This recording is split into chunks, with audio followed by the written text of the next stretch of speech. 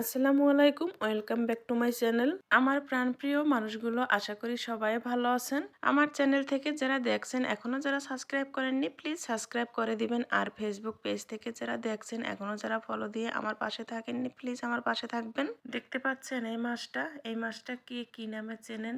যদি জানেন তাহলে জানাবেন। আর আমাদের অঞ্চলে বলে চেউয়া মাছ, অঞ্চলে বলতে আমার বাবার বাড়ি বলে চেউয়া মাছ, আমার শ্বশুর বাড়িতে এটাকে বলে খাউরো মাছ। যে নামে বলুক, যে নামে চেনুক, আমার কিন্তু খুব ভালো লাগে এই মাছটা। এই মাছগুলো কাটতেও বেশি ঝামেলা না, শুধু মাথাগুলো কেটে ফেললেই হবে। ভালো করে ধুয়ে তারপরে নিয়েছি, এটা বারবার লবণ দিয়ে ধুতে হয়। আর এই তো তারপরে রান্না করব। এখানে হলুদ দিয়েছি, মরিচ দিয়েছি, লবণ দিয়েছি, পেঁয়াজ, রসুন, জাস্ট এইটুকুই। পেঁয়াজের সাথে ছিল আমার ছেলে আঙ্গুর খেয়েছে, সেটাও দিয়ে দিয়েছিলাম, মানে হাতে বেজে উঠেছিল, ফেলে দিলাম। এই তো পেঁয়াজটা একটু বেশি দিলে বেশি ভালো হয়, তাই আমি একটু পেঁয়াজটা বেশি দিয়েছি। হাত দিয়ে ভালো করে মিক্স করে নিতে হবে, যাতে যেই মশলাগুলো দিয়েছি সেই মশলাগুলো যেন ভালো করে মিক্স হয়ে যায়। এই তো চুলার উপরে কড়াই দিয়ে কড়াইয়ে তেল দিয়েছি।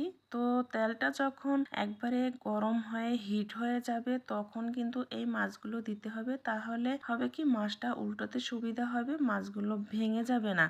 আর বিশেষ করে ইয়াতেও কিন্তু রান্না করা যায়, ওই যে ফ্রাই প্যানে। আমার কিন্তু ফ্রাই প্যানে ছিল, তো ফ্রাই প্যানে আমি রান্না করিনি, আমার কাছে কড়াইতেই বেশি ভালো লাগে, তাই আমি কড়াইতেই দিয়ে দিলাম। আপনারা চাইলে ফ্রাই প্যানেও দিতে পারবেন। এই তো এক সাইড ভেজে নিয়েছি, তারপরে এই মাছগুলো উল্টে দেব। তাড়াতাড়ি উল্টে ফেললাম, মনে করছিলাম হয়তোবা ভাজা হয়েছে, হয়নি, তা উল্টে দিলাম। ওই যে ওই পাশটা বেশি করে ভেজে নেব।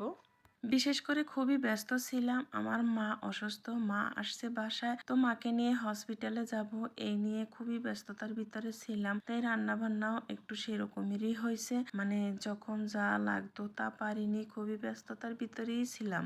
যাই হোক, কিছুই করার নাই। সবাই আমার মায়ের জন্য দোয়া করবেন, আমার মা খুবই অসুস্থ। সবাই আমার মায়ের জন্য দোয়া ও ভালোবাসা দিবেন। চুলার জালটা কিন্তু অল্প আঁচে রেখে তারপরে এরকমের কড়াই ঘুরিয়ে ঘুরিয়ে তারপরে কিন্তু দাগ লাগিয়ে নিতে হবে, মানে বেজে নিতে হবে, যে অঞ্চলে যে ভাষা বলে। তো আমার অঞ্চলের ভাষা আমি বললাম। তারপরে এই তো ভাজা হয়ে গেছে, তারপরে এই যে মাছ মাখা যে পানিটা ছিল পাতিলে, ওই পানিটা দিয়ে দিলাম। আমি পানিটা দিয়ে তারপরে ঢাকনা দিয়ে ঢেকে রেখেছিলাম, তার ভিডিওতে নেওয়া হয়নি।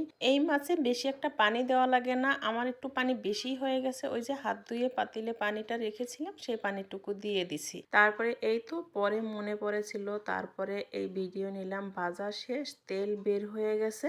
রান্না করে রেখে হসপিটালে গিয়েছিলাম, মাকে নিয়ে এসে মন পুড়ে ভাত খেয়েছিলাম, খুবই ভালো লেগেছে।